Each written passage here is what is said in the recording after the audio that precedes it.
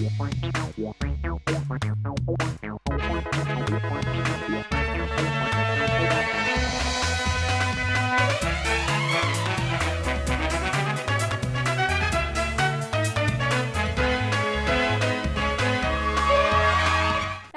मैं हिमा कुशवाहा और आप देख रहे हैं राष्ट्रीय समाचार की खास बुलेटिन। वक्त तो चला है बड़ी खबरों का, मगर खबरों से पहले एक नजर सुर्खियों पर।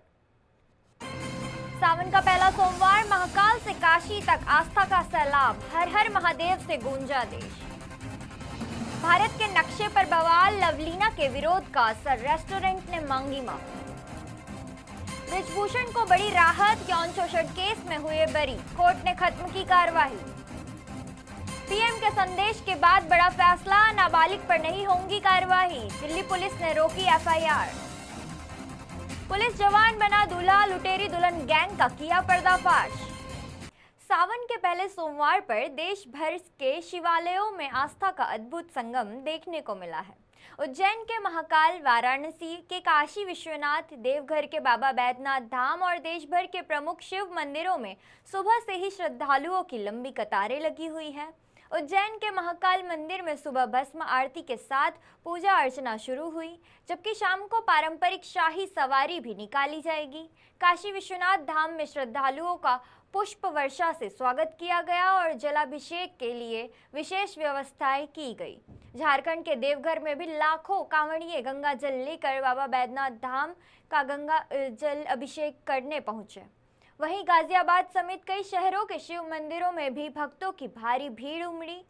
श्रद्धालुओं की सुरक्षा और सुचारू दर्शन के लिए सभी प्रमुख मंदिरों में पुलिस और प्रशासन ने व्यापक इंतजाम किए हैं। हर हर महादेव और बम बम बोले के जयकारों के बीच पूरा देश शिव भक्ति के सरोवर में नजर आया। सावन के पावन अवसर पर उत्तर प्रदेश के मुख्यमंत्री योगी आदित्यनाथ ने प्रदेशवासियों के नाम एक भावनात्मक पाती लिखी है। उन्होंने जल संरक्षण, पर्यावरण संरक्षण और सामाजिक सहभागिता का संदेश देते हुए लोगों से प्रकृति के प्रति अपनी जिम्मेदारी निभाने की अपील की है। मुख्यमंत्री ने कहा कि श्रावण केवल भगवान शिव की आराधना का महीना ही नहीं, बल्कि सेवा, समर्था और लोक कल्याण का भी प्रतीक है। उन्होंने बताया कि प्रदेश में करीब 20,000 अमृत सरोवर विकसित किए जा चुके हैं और अब हर नागरिक को जल संरक्षण को जन आंदोलन बनाना होगा। सीएम योगी ने लोगों से स्वच्छता, पौधारोपण और पानी की हर बूंद बचाने का संकल्प लेने की अपील करते हुए कहा कि विकसित उत्तर प्रदेश को विकसित भारत की मजबूत नींव प्रकृति के संरक्षण से ही संभव है। भारतीय कुश्ती महासंघ के पूर्व अध्यक्ष ब्रिजभूषण शरण सिंह को बड़ी कानूनी राहत मिली है। दिल्ली की अदालत में महिला पहलवानों से जुड़े यौन शोषण के मामले में उन्हें सबूतों के अभाव में बरी कर दिया गया है। राउंड एवेन्यू कोर्ट ने पुलिस की रिपोर्ट पर मुहर लगाते हुए कहा कि आरोप साबित करने के लिए पर्याप्त साक्ष्य नहीं है। इसके साथ ही इस मामले की कार्यवाही समाप्त हो गई। यह मामला महिला पहलवानों के आरोपों और जंतर मंतर पर हुए लंबे विरोध प्रदर्शन के कारण राष्ट्रीय स्तर पर चर्चा में रहा। हालांकि ब्रिजभूषण शरण सिंह शुरू से ही सभी आरोपों से इनकार करते रहे। अदालत के फैसले के बाद यह मामला एक नए कानूनी मोड़ पर पहुंच गया है। बिहार के सहरसा जिले से एक बड़ी खबर सामने आई है। सिमरी बख्तियापुर रेलवे स्टेशन पर खड़ी समस्तीपुर सहरसा पैसेंजर ट्रेन के इंजन और उससे जुड़े एक कोच में भीषण आग लग गई। आग लगते ही ट्रेन में अफरा तफरी मच गई और यात्रियों में हड़कंप फैल गया। घटना के तुरंत बाद रेलवे कर्मियों और स्थानीय लोगों की मदद से सभी यात्रियों को सुरक्षित बाहर निकाल लिया गया। सूचना मिलते ही फायर ब्रिगेड की टीम मौके पर पहुंची और कड़ी मशक्कत के बाद आग पर काबू पा लिया गया। हालांकि इस हादसे में किसी भी यात्री के हताहत होने की सूचना नहीं है, लेकिन आग की चपेट में आया कोच पूरी तरह से जलकर खाक हो गया। फिलहाल रेलवे और फायर विभाग की टीम आग लगने के कारणों की जांच में जुटी है और घटना के चलते रेल संचालन भी कुछ समय के लिए प्रभावित रहा। सूचना मिली कि रेलवे का इंजन में आग लगी हुई है सहरसा फायर स्टेशन को, और सूचना पाते ही हम लोग वहां से एक फोम टेंडर, एक वाटर टेंडर गाड़ी लेकर घटनास्थल पर आए और अभी कार्य कर रहे हैं। क्या स्थिति है? अभी आग का स्थिति ठीक है, कंट्रोल में है। कितने देर की मशक्कत से ये काबू पाया है? ये तो लगता है लमसम में सिमरी बख्तियारपुर हम लोग से पहले से काम का कार्य कर रहे हैं और हम लोग आए हैं, अभी तक काम कर रहे हैं। संसद के मॉनसून सत्र का आज 11वां दिन है और एक बार फिर हंगामे के आसार नजर आ रहे हैं। सांसद पप्पू यादव पर हुए हमले के मुद्दे को लेकर विपक्ष सरकार को घेर सकता है। वहीं समाजवादी पार्टी प्रमुख अखिलेश यादव ने भी लोकसभा स्पीकर से सांसदों की सुरक्षा को लेकर संज्ञान लेने की मांग की है। उधर सरकार आज लोकसभा में फॉरेन कंट्रीब्यूशन रेगुलेशन एक्ट यानी FCRA संशोधन विधेयक पेश कर सकती है। सरकार का कहना है कि विदेशी फंड लेने वाले संगठनों में पारदर्शिता और जवाबदेही बढ़ाने के लिए यह संशोधन जरूरी है।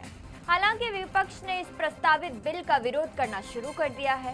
विपक्ष का आरोप है कि सरकार विदेशी फंड से बनी संस्थाओं और उनकी संपत्तियों पर नियंत्रण बढ़ाना चाहती है। ऐसे में आज संसद में पप्पू यादव पर हमले का मुद्दा और FCRA संशोधन विधेयक दोनों को लेकर सत्ता पक्ष और विपक्ष के बीच तीखी टकराव की संभावना है। दिल्ली के जंतर मंतर के बाद अब झारखंड की राजधानी रांची में भी छात्र आंदोलन तेज हो गया है। JPSC और GSSC परीक्षाओं में कथित अनियमितताओं के विरोध में छात्र नेता देवेंद्र नाथ महतो ने सोनम वांगचुक की तर्ज पर अनिश्चितकालीन भूख हड़ताल शुरू कर दी है। रांची के जयपाल सिंह मुंडा स्टेडियम में बड़ी संख्या में छात्र प्रदर्शन कर रहे हैं। प्रदर्शनकारियों ने मशाल जुलूस निकालकर सरकार के खिलाफ नारेबाजी की और परीक्षा प्रक्रिया में पारदर्शिता की मांग उठाई। छात्रों की प्रमुख मांगे में विवादित JPSC परीक्षा रद्द करना, GSSC और अन्य भर्ती परीक्षाओं में कथित गड़बड़ी की निष्पक्ष जांच तथा संबंधित एजेंसियों और आरोपियों की CBI जांच शामिल है। देवेंद्र नाथ महतो का कहना है कि सरकार छात्रों की मांगों पर गंभीरता से ध्यान नहीं दे रही है। उन्होंने चेतावनी दी है कि जब तक मांगे पूरी नहीं होगी तब तक उनका अनशन जारी रहेगा। प्रधानमंत्री नरेंद्र मोदी के खिलाफ आपत्तिजनक टिप्पणी करने वाली नाबालिग लड़की के मामले में दिल्ली पुलिस ने बड़ा फैसला लिया है। पुलिस ने स्पष्ट कहा है कि इस मामले में दर्ज FIR पर अब आगे कोई कार्रवाई नहीं की जाएगी। यह मामला जंतर मंतर पर हुए छात्र प्रदर्शन के दौरान वायरल हुए एक वीडियो से जुड़ा है, जिसमें नाबालिग लड़की प्रधानमंत्री के खिलाफ आपत्तिजनक शब्द बोलती दिखाई दी। बाद में लड़की ने सार्वजनिक रूप से माफी मांगते हुए कहा कि वह बहकावे में आकर ऐसा बोल गई थी, अपनी गलती पर शर्मिंदा भी है। इसी बीच प्रधानमंत्री नरेंद्र मोदी ने भी वीडियो संदेश जारी किया और कहा कि गुमराह हुए बच्चों को सजा देने के बजाय उन्हें सही रास्ता दिखाना ज्यादा जरूरी होता है। अब दिल्ली पुलिस ने नाबालिग होने और पूरे घटनाक्रम को देखते हुए आगे की कार्यवाही नहीं करने का निर्णय लिया है। श्रीलंका के दौरे से पहले भारतीय टीम में बड़ा बदलाव किया जा रहा है।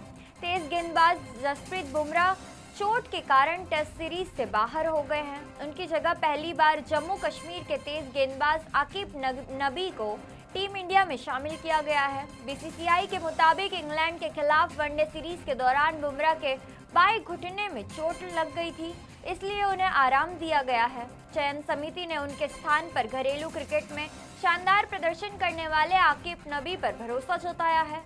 29 वर्षीय आकिब नबी ने फर्स्ट क्लास क्रिकेट में 162 विकेट लिए हैं और हाल ही में इंडिया A टीम के साथ श्रीलंका दौरे पर भी प्रभावशाली प्रदर्शन किया था।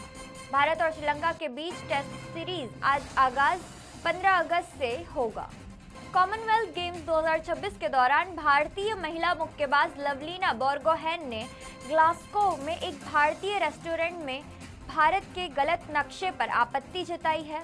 लवलीना ने कहा कि नक्शे में पूर्वोत्तर भारत को नहीं दिखाया गया है, जो बेहद दुखद और आपत्तिजनक है। दरअसल भारतीय मुक्केबाजी टीम में मेजबानी कर रहे रेस्टोरेंट के नैपकिन और लोगो पर भारत का अधूरा नक्शा छपा है। लवलीना का वीडियो सोशल मीडिया पर तेजी से वायरल होने के बाद यह मामला चर्चा का विषय बन चुका है। इसके बाद भारतीय मुक्केबाजी महासंघ के अध्यक्ष अजय सिंह ने भी इस पर आपत्ति जताई और कहा कि नक्शे में सिर्फ पूर्वोत्तर ही नहीं बल्कि जम्मू कश्मीर का भी सही चित्रण नहीं किया गया है। विवाद बढ़ने पर रेस्टोरेंट प्रतिबंध और सार्वजनिक रूप से माफी मांगते हुए सही नक्शे के साथ अपना लोगो बदलने का ऐलान किया। कुछ ही देर बाद रेस्टोरेंट का इंस्टाग्राम अकाउंट भी हटा दिया गया। इस घटना ने एक बार फिर भारत के आधिकारिक नक्शे के सही इस्तेमाल को लेकर बहस छेड़ दी है। गुजरात में सक्रिय लुटेरी दुल्हन गैंग का पुलिस ने बड़ा खुलासा किया है। सूरत की कापोद्रा पुलिस ने फिल्मी अंदाज में कार्यवाही करते हुए कांस्टेबल को दूल्हा बनाकर जाल बिछाया और गिरोह में मास्टरमाइंड हितेश कापड़िया को गिरफ्तार कर लिया। पुलिस के मुताबिक यह गिरोह फर्जी आधार कार्ड और नकली पहचान के जरिए शादी के इच्छुक युवकों को अपने जाल में फंसाता था। गिरोह में 5 महिलाएं और 3 पुरुष शामिल थे, जो कभी दुल्हन के पिता, भाई या अन्य रिश्तेदार बनकर भरोसा जीतते और फिर लाखों रुपए लेकर फरार हो जाते।